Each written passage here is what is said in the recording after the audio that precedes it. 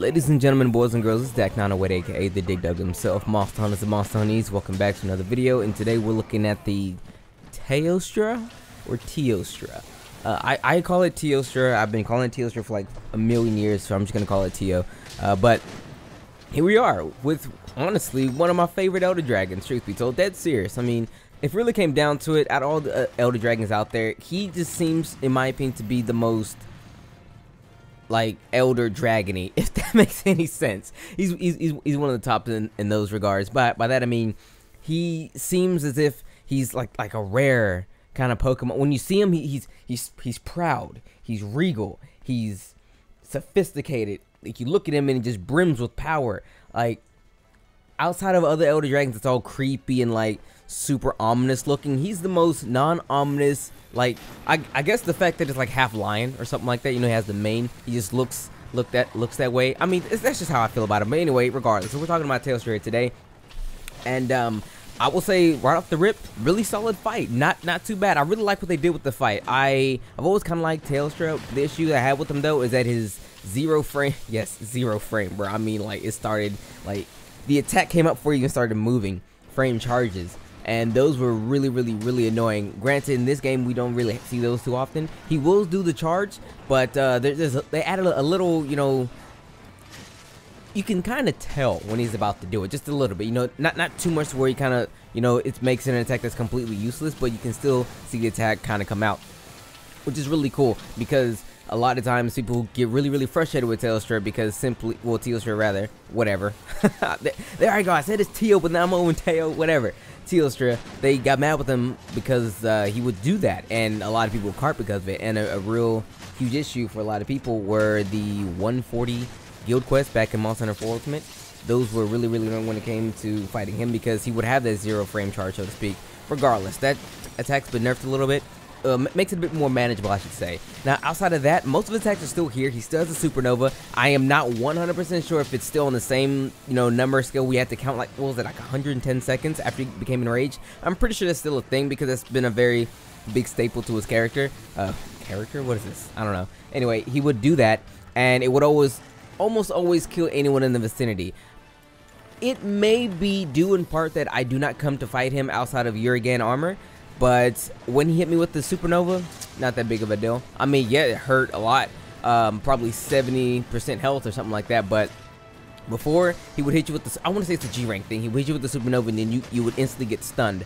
And that would almost completely mean that you were dead, because he would capitalize on that stun. But does not seem to be the case. I want to say due in part that he's not G rank. And so long as you're guild geared up nicely with your fire res, the supernova shouldn't be too big of a house for you. You'll be able to take it, not necessarily tank it, but you'll be able to take it. You know what I mean? You'll take potion after that, but you'll take it. Regardless though, if you are not spec'd out for that high fire res or a pretty decent amount of defense, you're probably gonna get bopped, and odds are that's 100% certain. It does hurt a whole lot. Now, one thing they did note, not necessarily note, but one thing you can do, I should say, you can flash him out of the supernova. You can throw like slinger bombs and get him out of the supernova. Crystal burst, get him out of the supernova. Pretty much any of those, I want to call them like higher end slinger shots. You can kind of hit him with it, and he'll come out of the supernova. So if you have a little bit of time, you can save yourself with that slinger. I don't know if I do it in this particular hunt, but I think I'm pretty sure I do it with the flash pods or whatever. However, it's still an unblockable attack, so unless you have guard up, if you try to block it, you will get smashed. I love baiting people and I think they can do that. It's not funny.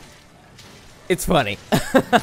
It's actually not funny, but it's still kind of funny, because, like, I need the quest to grind the armor. I'm like, dude, you could totally block. And they're like, alright. And then they go to block and they get murked. I mean, it's not funny, but it's funny. Anyway, outside of that, normally all of the attacks are still there. It still has this flame breath. It still has the blast. The blast, he can produce it in either a short range or long range, meaning he can have the blast work comfortably within his own body type, like with his own body space, and then he can spread it out even further, you know, depending on like the situation, of course. So that's still a thing in there. For the most part, like I said, all his attacks are still there. They're all fine. They're all intact. A lot of people are mad that his music has changed, but whatever, man. That's petty stuff. Regardless, let's talk about some other things, okay? Let's talk about his weaknesses. Now, his #1 weakness is water, coupled by ice, actually. So if you're wondering like what it is, water then ice.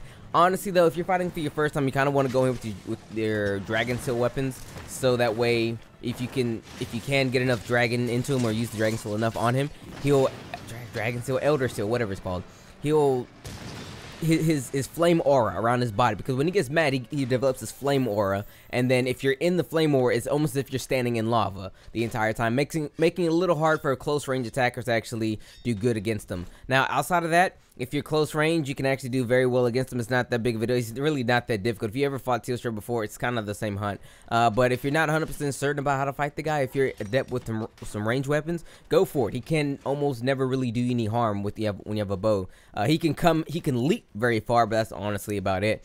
But I want to say, when it comes down to like an actual fight, anybody can fight Teo. Just be on your guard. You know, stay focused, because he hits hard, but just stay focused. You'll be able to do him just fine. I have yet to cart to him, but you know, whatever. That's neither here nor there. Anyway, like I said, these weaknesses are water and then thunder. But let's actually take a quick break from that, because I mean that's important and all, but that's not the main juice of the whole point. Let's look at his actual armor, which is actually very good. But before we talk about his armor, it looks amazing. Honestly, it just looks amazing. It's regal. I said it was regal because he's a regal S-type monster, and I mean, it brims with it. So if you ever wanted to like cosplay like some kind of like regal, or some kind of like, I don't know, you know what I'm getting at. If you wanted to be about that, like if you want to look nice, my man has it, especially for female characters. I'm using my female characters today. Now, it gives you right off the rip his master touch, prevents your weapon from losing sharpness during critical hits. Now, that doesn't sound like a whole lot, right? But this whole set is based on one skill. Let me show you.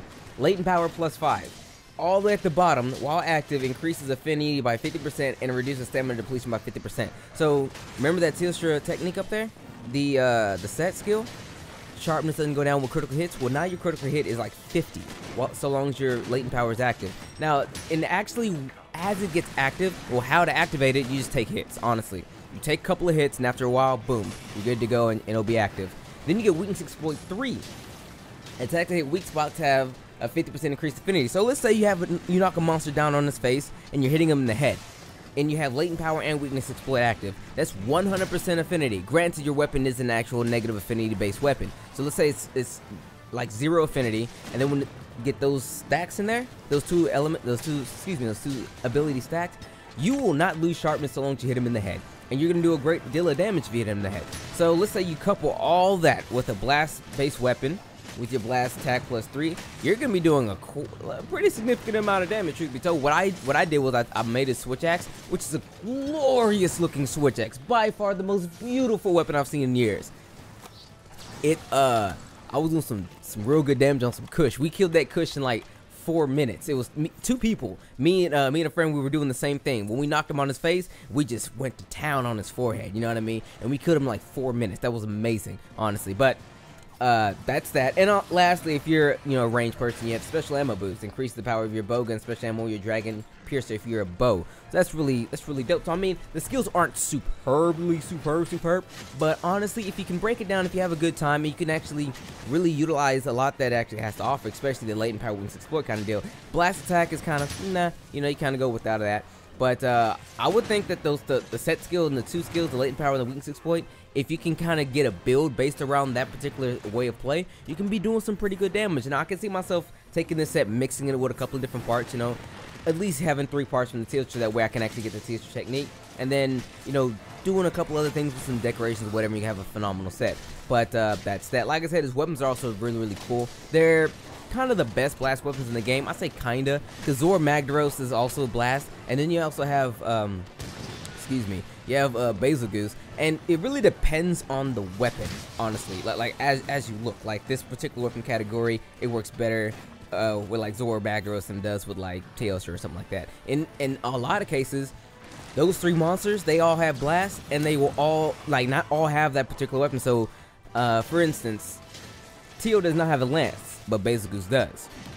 Zor Magdaros has a gun lance, but Teostra doesn't, or stuff like that. So it works out in your favor if you want a blast weapon. But honestly, Teostra weapons, they're kind of rule of thumb, relatively the best in most cases. But it's really on you. I'll say, like, some people prefer the blast itself over the sharpness or the attack or what. It's on you. I think all 3 weapons are great. The Basil Goose, the Zor Magdaros, and the Teostra. Granted, the The Zord Magdors have lower sharpness, but they have a whole lot of blast. But that's on you. I'm gonna leave that to you. But anyway, that's his gear. But last, before we get out of here, I would like to tell you guys that he is another monster who benefits greatly from when he goes to his area to sleep. If you do want him to go to his area, go to sleep, it's okay. It's not impossible, but just be wary that because he's angry, I guess, and he's in his home area, the area which you're fighting in, it is going to get pretty hectic. Like, lava will spew from the rocks, things will break, there's blast dust everywhere, it's all exploding after a couple of seconds regardless of what he does. It gets kind of hectic, truth be told. But if you're going through that particular phase and he's giving you a whole lot of trouble, hit him with a flash pod, pure, it'll calm him down. Not necessarily calm him down, but he'll stop being super crazy and stuff won't go, like, stuff will stop being super erratic. Or if you mount the monster and actually knock him down, it'll pretty much negate like all that mad stuff as well. So just a little food for thought there. But honestly, guys, that's pretty much all I have for you guys in terms of the Teostra. I mean, he's not too different. He's kind of the same. He's more of the same, but he's still a great monster. I mean, I love Teo. I absolutely love Teo, and his gear in this game is pretty solid. You know, you don't really see too many people wearing it.